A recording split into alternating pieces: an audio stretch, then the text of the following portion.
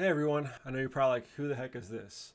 Well, I'm the face behind Weirdsville. I figured it was time to do a front-facing video. If this is not what you were expecting, I'm sorry I'm not some guy in a suit or some tin hat wearing person. This is not going off so well, but I'm just gonna keep rolling with it. All right, so I recently did a short on a missing village in Canada, and boy did people have stuff to say about that. It's not my highest viewed video, which for me, even if it was, would be only like 8,000 views, which, I mean, don't get me wrong, thank you so much for the views. I appreciate it, and I appreciate the likes and subscribes. It's great. Ungrateful swine! I want to make more content going in more in depth on these topics instead of just doing a 60-second short. So because of all the comments I got about the missing village in Canada, I figured I would do a kind of a breakdown of the sources that I found, and then after I share those with you, you can take that as you will. If it changes your mind, great. If not, that's cool too. We're allowed to have our own opinions, okay? I'm smart, you're dumb. I'm big, you're little. I'm right, you're wrong. If you haven't watched that short yet, I'll have a link below. So if you want to watch that first, and then if you want to come back and watch this, that's great. If not, and you're like, I'm out of here, that's cool too. You can't leave. Let's get into it for the people who have seen the short.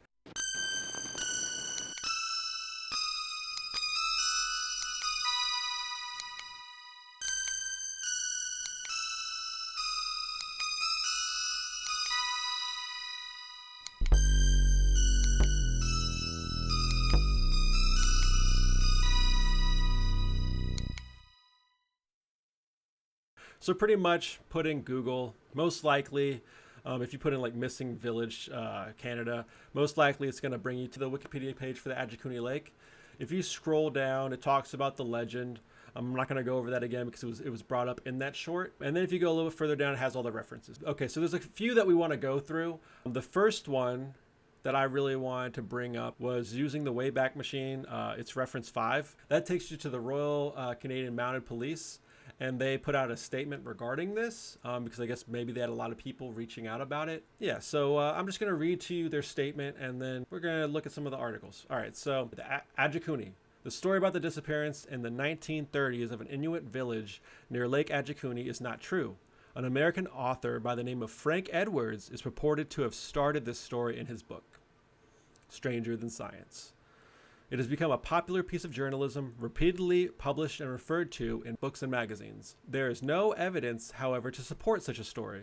A village with such a large population would not have existed in such a remote area of the Northwest Territories. And then it gives you the degrees of where it's located. Furthermore, the mounted police who patrolled the area recorded no untoward events of any kind, and neither did local trappers or missionaries. Okay, so they're pretty much saying this story's made up and it's from this book, Stranger Than Science. All right, so let's go back to the Wikipedia page. They have that listed below 6, Frank Edwards, who is the author, and it was published January 1st, 1959. Okay, so that's, what, 29 years after the fact? So if I couldn't find any articles about this story beforehand, then I'd be like, okay, it's made up, this person made it up.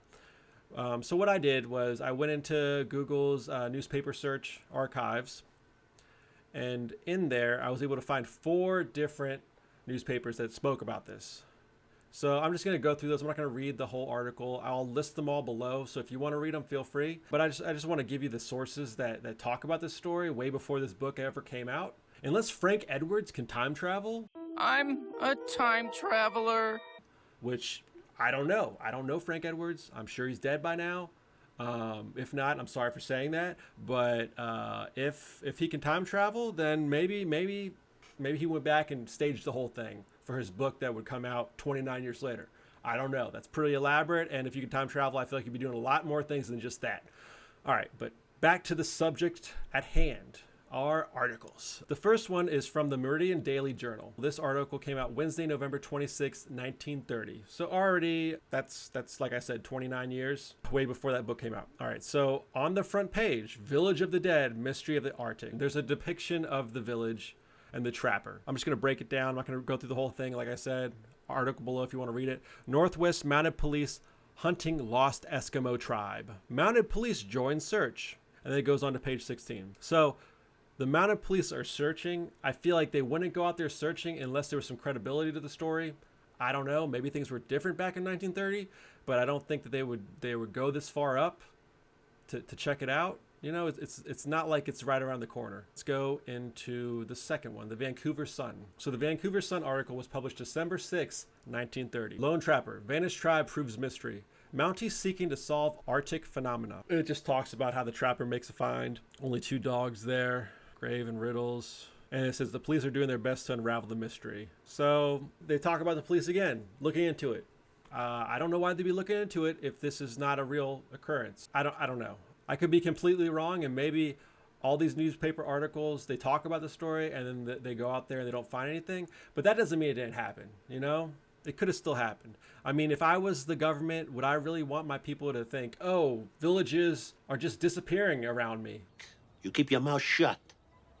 What the hell? You know, like, I don't want to have mass panic, so I'm not going to say shit. And anyone that knows anything, I'm like, don't say anything if I was like governing this nation or whatever. But let's go on to the next one. So the next one is the Saskatoon Star. All right, so this one came out December 12th, 1930. Vanished Eskimo tribe. Mystery of the Northwest. Mounted police in search for the lost trapper. Chances on Village of the Dead. Mounted police joined search. So it's pretty much saying the same thing. Village of the Dead.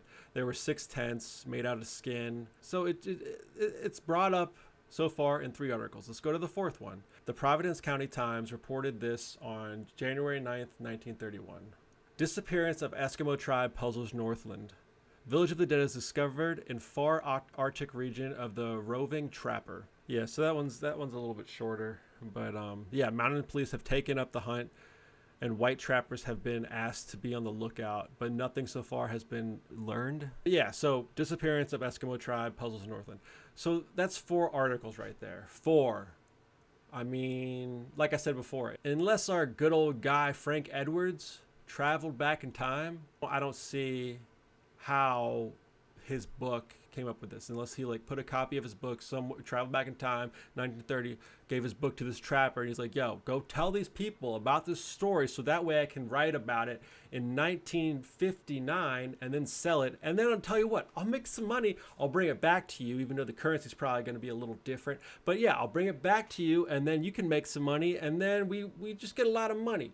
I don't think that's the case. That's not to say this did or did not happen. I mean, it's not like newspapers have not published things in the past that were inaccurate. Get the facts. I just think it's very, very strange that the 4 different articles about it by 4 different papers. So, I mean, take that as you will. I think there's more to the story than what we're being told. I think if a whole village disappeared, there probably would be mass panic. But I don't know. Someone in the comments of my short said, oh, they went on a walkabout or something. I don't know. Maybe that's what happened. I have no idea. But I think there's more to the story. And I want to believe there's more to the story. And I think the story's true. But maybe I am just a conspiracy theorist. Oh, no, he didn't. I don't know. I kind of like to take everything with a grain of salt. Like I said, if you want to read the full articles for all of them, I'll leave them in the links below. Otherwise, thanks for watching. This is a first, and it's I don't know if it's going good or bad. Oh, you really suck. But I am trying, so bear with me, and hopefully it gets better as time goes on and gets more enjoyable. So thanks for watching, and until next time, see y'all.